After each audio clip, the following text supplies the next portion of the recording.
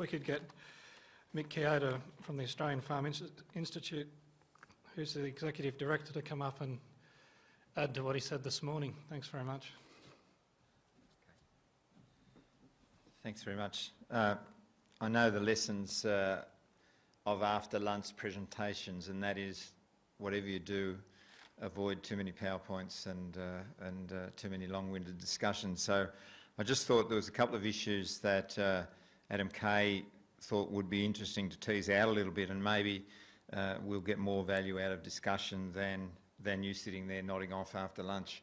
One of the ones that I suppose there's two broad areas of discussion that arise out of developments in digital agriculture and the associated use of big data. One is the privacy issue, and the other is some of the broader implications of these systems for the industry structures and the way that we operate.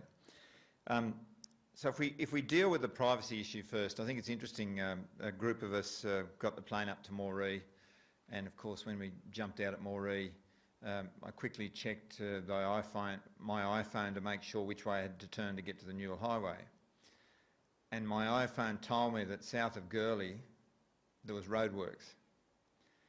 And sure enough, as we come down the road, there's the stop sign, and we got pulled up for some roadworks. And we were having a discussion in the vehicle about how the iPhone app would be able to tell you that there was roadworks on the Newell Highway south of Gurley, because sure as hell you couldn't rely on the RTA to tell people that. Brett, in fact, was involved in the discussion and said it's in fact the fact that the system is tracking your location as you use that iPhone app in real time. And when the system starts to identify that here's a whole bunch of vehicles that have been travelling down the Newell and they're suddenly stopping at this particular spot and waiting, and then they're moving forward, the system is smart enough to know that that means there's roadworks there. So it puts that little roadwork sign up on the map. So this issue of privacy is one which I think a lot of us don't really understand the extent to which everyday things that we do right now, a lot of the information associated with that is already exposed to third parties and potentially sourceable by others that we don't even know about. You know, every time you use your loyalty card at one of the major supermarkets, every time you buy petrol with a credit card, every time you use your mobile phone, it's all generating data about you that is, in fact, often, if you read the fine prints of those long and extended agreements that you all sign up by rushing straight to the bottom of and clicking yes, often that in fact is information that's able, as part of that agreement, to be transmitted to third parties. So I think we do have to keep in context the fact that yes, while a lot of data is being generated about our farm businesses, and there's an issue or a need to understand what the implications are in terms of privacy and where that information might end up, I'm not sure that the issues are all that different to the everyday issues that all of us, subconsciously in fact, are probably encountering if we really thought about it. So I think that's a useful point to start with. I think the second thing is that my observation is that to a large degree the providers of some of these products, these software products or these systems, are now recognising the sensitivity around that and allowing for the users to specify the privacy issues associated with that information. So, for example, if we look at the My John Deere system, the machinery data around that's associated with the JD Link part of it, JD claims ownership of that information. So they claim that that's their information and therefore they're free to use that. and they obviously do in terms of analysing the performance of machinery, trying to improve tractors, working out how many hours people are using them, all those sorts of things. The other part of it, which is the production data, the My John Deere system allows the user to put access rights on it so that, for example, your agronomist could access or someone else that you designate could access it, but the rest of it remains private. Similarly, when you talk to Monsanto or Climate Corp, again, they, in their system, regard all the information ownership as staying with the farmer whose information owns or is being used to generate that information. So they've come to the point of saying, no, we recognise that ownership right to that data stays with the farmer where it was generated, and there's no capacity for us to provide that information to third parties. Now that gets a bit grey because, of course, if Monsanto is subcontracting Amazon as their cloud storage provider, there's a question there about whether that same limitation applies to the provider of the cloud storage facility. So there's shades of grey around some of these issues, but I think generally the view amongst most involved in these issues in the industry is that to the greatest extent possible the information is owned by the farmer, and that the farmer retains the right to dictate how that information can be used. So I think the privacy issues are probably ones that we certainly need to be aware of, but I'm not sure they're any greater or more significant than the privacy issues we all deal with in all the transactions we undertake every day. And I guess in all of them we weigh up what are the benefits of being able to use internet banking or online banking or this app or that app versus what are the potential risks in terms of privacy, and we pragmatically make the decision that the convenience outweighs the privacy. So I think that's quite important to keep in mind in relation to this whole issue. The second thing is, and I don't think we should be in any misunderstanding of this, that in relation to a legal issue, it's pretty clear that under subpoena, that is under a legal direction, those companies would be required to release your data to a court, for example, or to someone who has a subpoena associated with litigation. So, for example, in a spray drift legal case, it's pretty clear that the data associated with your operations, if it's stored by a third party, could be accessed via legal processes and used as part of that legal process. And in fact, in some respects, that's no different to the situation with your own, if you had a manual paddock book, for example, and you make notes in that about the days you sprayed and all that sort of stuff, you know, that is potentially subpoenable under normal legal processes. So in some respects it's no different, but I think we all need to be aware that that is an issue that needs to be understood, that even though we might think that third party has given us absolute assurance about the security of the data, you're not above the normal forces of the law.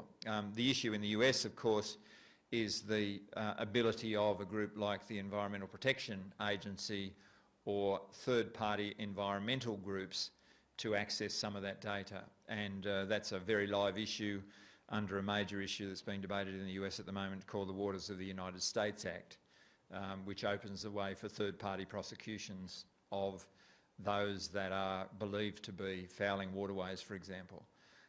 So that's a live issue. I don't think it's an issue here at the moment. Whether those sort of powers were written into our environmental legislations or whether the government decided it wanted to reserve the right to access that sort of information as part of a compliance measure is obviously something that we need to be aware of and keep considering as things develop.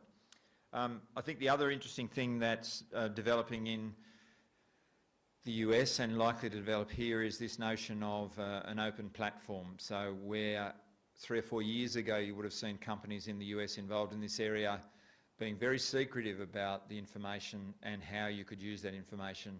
Now they seem to be saying to all and sundry, here's a platform, here's a system of managing that data. Any of you that want to build apps, any of you that want to add your machinery information or whatever into this system so that the farm can have one single source of data, then that's the sort of developments that are occurring. So, as I said, red tractors, green tractors, blue tractors, they're all creating systems whereby all of that can be fed into the one system and make sense from an individual farm perspective rather than necessarily being tied into a particular provider simply because that data system is one that you've got used to. So I think that example is, of that change is quite important, and obviously it brings quite good flexibility issues. In terms of implications, I guess we'd probably say it's a bit of a way off here yet compared to, for example, developments in the US, but it's certainly worth thinking about what this might mean, because it obviously means in terms of advisory services, in terms of crop agronomists, how the information gets to them and how they provide information to their clients, including the process of mapping, for example, zones to use under variable rate application systems. That's all changed. So, you know, the notion of, I suppose if we go back a bit, printing a written publication and distributing it via photocopy is pretty much old school now, and certainly these platforms provide very strong avenues to both store significant amounts of information, say for example all the results of yield variety trials if you wanted to do that, and all the MSDS data associated with particular chemicals can all be there, as you'd probably be aware, on a single laptop, and with a smart system that's easily accessible to an advisor and can make the job very simple. So there's a range of implications around how people now access information, and I think that needs to be brought into consideration when we think about how things work. And any of you that have got late primary school or early secondary school kids will know the notion of an Encyclopaedia Britannica or a reference book on a library shelf is very much old school. That doesn't even, the language doesn't even accommodate that anymore. So I think there's certainly some very significant implications as these systems develop in terms of how information flows will work within industries. Even R&D is changing. We're seeing increasing moves towards open data where instead of, I guess, what we've been used to of science interpreting data and giving us the results, there's increasing pressure on researchers to provide the open data so that others can go and analyse those results, or so that the results from there can be put with the results from there and aggregated together to answer another question. So I'm not sure our R&D systems in Australia are quite to that sort of thinking yet, but certainly that's quite a strong move in both Europe and North America to move to these open data research systems where, yes, we still get the scientist interpreting the information, but at the same time they make available that data for others to make use of as well. So that's quite a significant implication. Supply chains is the other area, and Adam and Simon touched on that today. We're increasingly seeing, probably more so in the livestock industry in Australia than the fibres or the grains industry, a requirement by downstream processors to validate the information about the origins of the product and what treatments or chemicals have been used along the lines. Those of you in the beef industry would know, for example, JB Swift have instigated their Great Southern cattle production system, which is a QA system, which requires not only the industry standard National Livestock ID scheme, but it requires other information as well, including hormonal growth promoting use, antibiotic use, and a range of other things around veterinary and other chemical use. So in some respects, the data flow associated with the National Livestock ID tag number is also now starting to incorporate these other elements of information.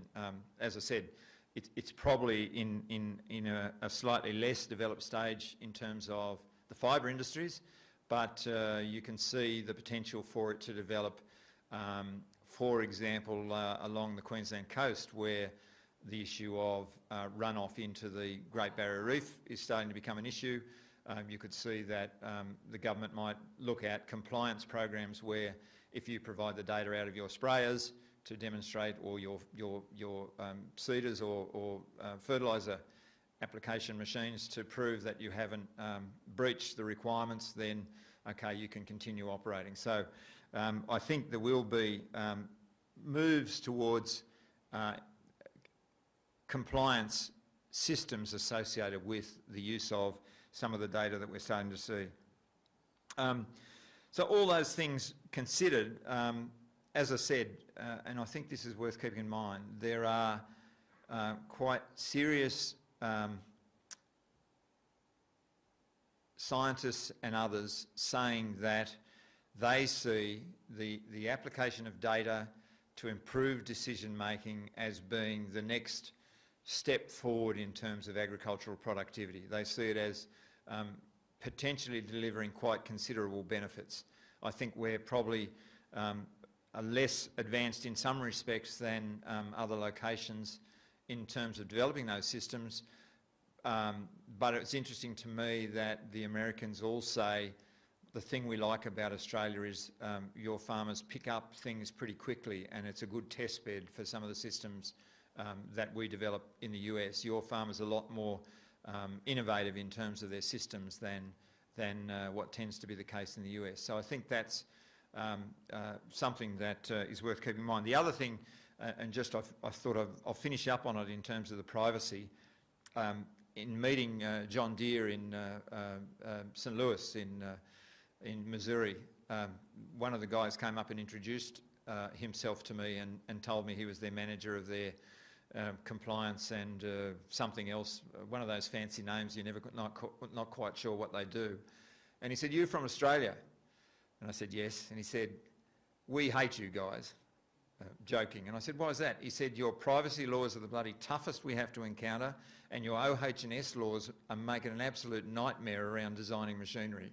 So he said, if something works in Australia, if it gets past your privacy laws and your OH&S laws, we know it'll be right for the rest of the world. But he said, you make it very hard for us. So that was somewhat reassuring around this issue of privacy, and I'm not sure the OH&S thing is a good thing, but interesting nonetheless. Thanks.